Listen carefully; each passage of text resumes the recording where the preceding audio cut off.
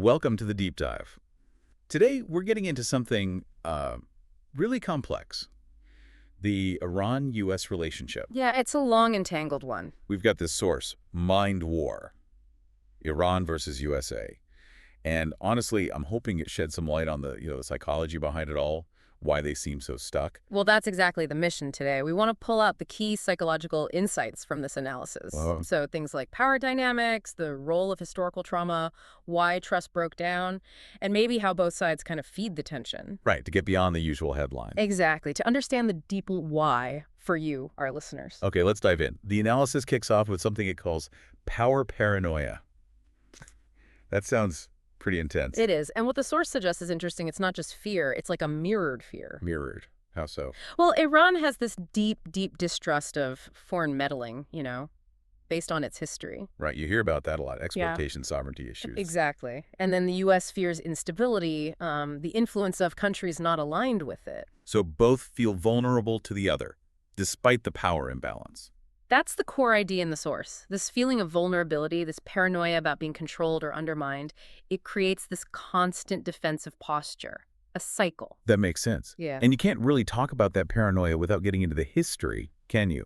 The source brings up history of betrayal. Absolutely. It's fundamental. It points to, like, the 1953 CIA-backed coup in Iran. Which is still incredibly potent in Iran. It's seen as this profound violation of betrayal, not just politics, but like a national wound. And for the U.S., the source mentions the 1979 hostage crisis. Yeah, a huge shock to the American psyche, seen as an assault on, national pride, diplomatic norms. And the key point is, neither side has really moved past these. That's what the analysis argues. These aren't just historical facts. They're active emotional memories. They color everything, making it hard to see present interactions clearly. Past grievances constantly bubble up. Wow. Okay, so these old wounds, this lack of forgiveness, it leads straight into the next point. No contact. Yeah. No trust. Precisely.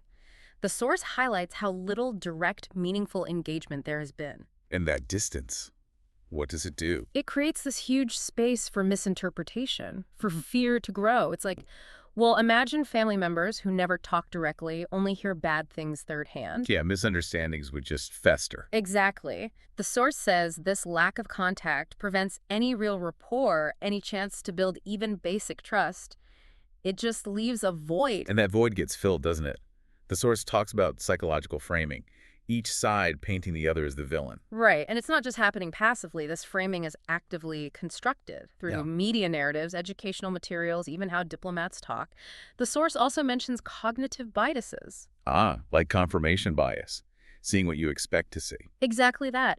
If you already believe the other side is inherently hostile or deceptive, you'll interpret their actions, even ambiguous ones, through that negative lens. So you filter everything to fit the villain's story. Pretty much. And the other side does the same. It makes it incredibly hard to break free from that mutual antagonism. It becomes self-reinforcing. It sounds almost like wearing prescription glasses meant for someone else. Everything looks distorted. And then there's the final piece, mutual ego.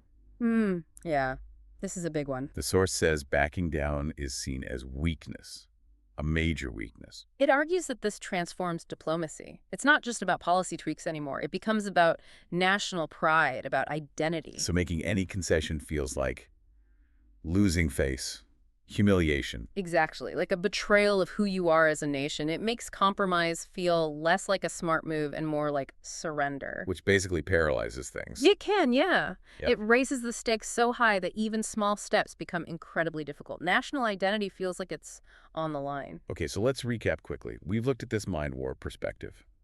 The mirrored fear. The deep historical wounds that haven't healed. Right, the breakdown of trust because there's just no contact. The way each side frames the other through biased lenses, and this powerful, paralyzing national ego. Understanding these psychological layers, it really does give you a different way to look at the headlines, doesn't it? It goes beyond just actions and reactions. It definitely adds depth. And that brings us to a final thought from the source material, something for you to really mull over. It's a quote from Carl Jung. Okay. What you resist persists. What you resist persists. Yeah, it makes you think, doesn't it? How these deep psychological patterns, if we don't acknowledge them, might just keep conflicts like this going indefinitely.